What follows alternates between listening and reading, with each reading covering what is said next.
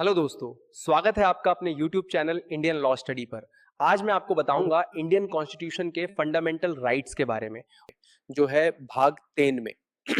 अब आइए एक एक अधिकार को डिटेल में समझते हैं। समानता का अधिकार, right to equality, articles 14 to 18। सबसे पहले है समानता का अधिकार। आर्टिकल 14 कहता है कानून के सामने सब बराबर है। आर्टिकल 15 धर्म, जाति, लिंग, जन्म स्थान के आधार पर भेदभाव निषिद्ध है।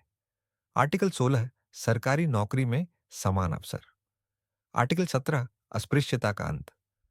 आर्टिकल 18 उपाधियों का अंत सिवाय शैक्षिक और सैन्य उपाधियों के, यानी चाहे गरीब हो या अमीर, सबके लिए कानून एक समान है। स्वतंत्रता का अधिकार, राइट टू फ्रीडम, आर्टिकल 19 से 22।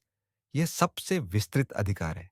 आर्टिकल 19 हमें 6 स्वतंत्रताएं देता है।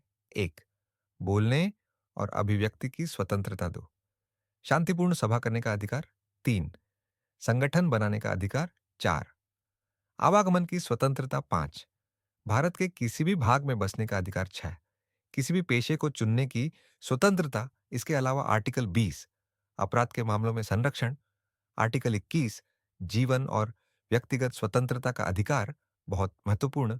और आर्टिकल 22 गिरफ्तारी और निरोध से संरक्षण।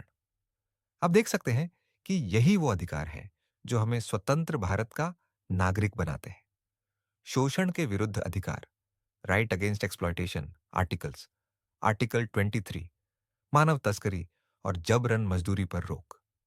आर्टिकल 24 14 साल से कम उम्र के बच्चों से खतरनाक काम नहीं कराया जा सकता, यानी ये अधिकार हमें किसी भी तरह के शोषण से बचाते हैं। भारत एक धर्मनिरपेक्ष देश है। आर्टिकल 25 किसी भी धर्म को मानने, प्रचार करने की स्वतंत्रता। आर्टिकल 26 धार्मिक संस्थाओं का प्रबंधन।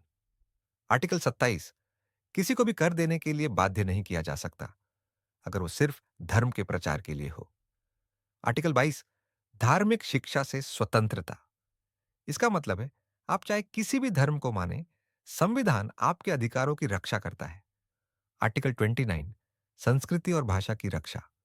आर्टिकल 30 शैक्षिक संस्थान स्थापित करने का अधिकार, यानी हर समूह को अपनी पहचान बचाने का अधिकार है।